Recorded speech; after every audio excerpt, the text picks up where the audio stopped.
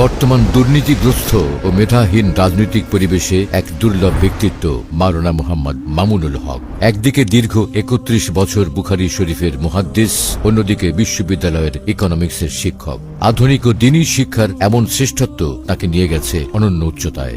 এই পাণ্ডিত্য ও সমৃদ্ধ পারিবারিক ঐতিহ্যই তাকে দান করেছে অদম্য সাহস এবং যে কাউকে মেধার লড়াইয়ে চ্যালেঞ্জ করার সক্ষমতা। জ্ঞান, রাজনৈতিক দক্ষতা ও আপোষহীন চারিত্রিক দৃঢ়তাই তাকে করে তুলেছে শোষকের আতঙ্ক এবং ইনসাফকামী মানুষের প্রিয় নেতা। মুসলিম প্রধান এই বাংলাদেশে মেধা, যোগ্যতা ও সততার সমন্বয়ে তিনি এক অপ্রতিরোধ্য আদর্শিক নাম। So let me take you back to 1973, যেখানে ঢাকায় এক অনন্য ইলমি ও বিপ্লবী ঐতিহ্যে জন্ম নেন মাওলানা মুহাম্মদ মামুনুল হক।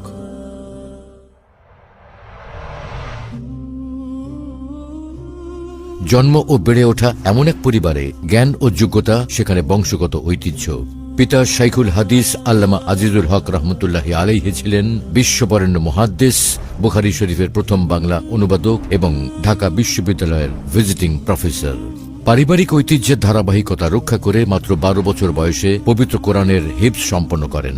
এরপর ৭ মসজিদ সংলগ্ন জামিয়া রহমানিয়া থেকে বেফাক বোর্ডের অধীনে সারা বাংলাদেশে উচ্চ মাধ্যমিকে প্রথম, স্নাতকে তৃতীয় এবং ১৯৯৬ সালে দাওরায়ে হাদিসে সম্মিলিত মেধা তালিকায় প্রথম স্থান অধিকার করেন।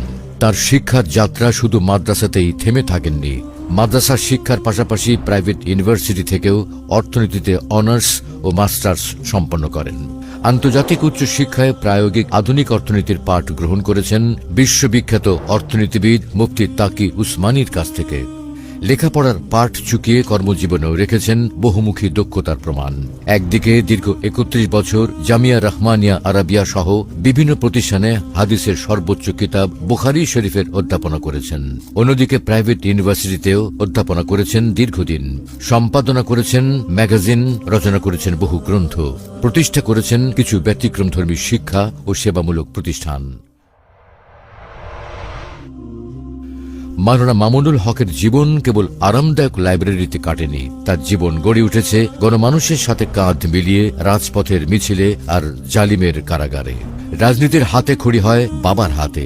১৯৯২ সালের বাবরি মসজিদ লং মার্চ, ২০০১-এর ফতোয়া বিরোধী আন্দোলন, ২০১৩-এর হেফাজতে ইসলামের আন্দোলন, ২০২১-এর মোদী বিরোধী আন্দোলন এবং ২০২৪-এর ছাত্র জনতার বিপ্লব, সব জায়গাতেই ছিল তার অকুতোভয়, সাহসী সাংগঠনিক ও নীতি নির্ধারণী ভূমিকা। আপোষহীনতার দায়ে ২০১৩ এবং ২০২১ থেকে ২৪-এ তাকে কারাভোগ করতে হয়।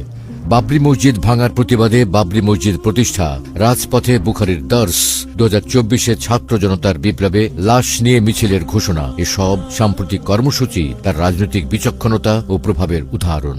বর্তমানে তিনি দায়িত্ব পালন করছেন বাংলাদেশ খেলাফত মজলিসের আমির হিসেবে এবং ২০২০ সাল থেকে হেফাজতে ইসলাম বাংলাদেশের যুগ্ম মহাসচিব হিসেবে দায়িত্ব পালন করছেন।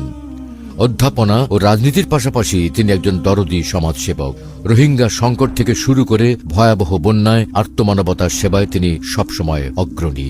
শাপলা স্মৃতি সংসদ প্রতিষ্ঠার মাধ্যমে শহীদ পরিবারগুলোর পাশে দাঁড়িয়েছেন দায়িত্বশীল অভিভাবকের মতো। ধর্ম, বর্ণ নির্বিশেষে ইনসাফ ভিত্তিক সমাজ প্রতিষ্ঠায় তার লক্ষ্য।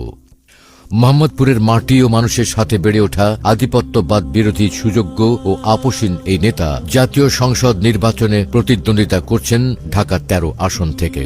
জনমানুষের নেতা আপনার দুয়ারে। সন্ত্রাস আর চাঁদাবাজি মুক্ত ইনসাফপূর্ণ মোহাম্মদপুর গড়ার সিদ্ধান্ত নেওয়ার সময় এখন আপনার।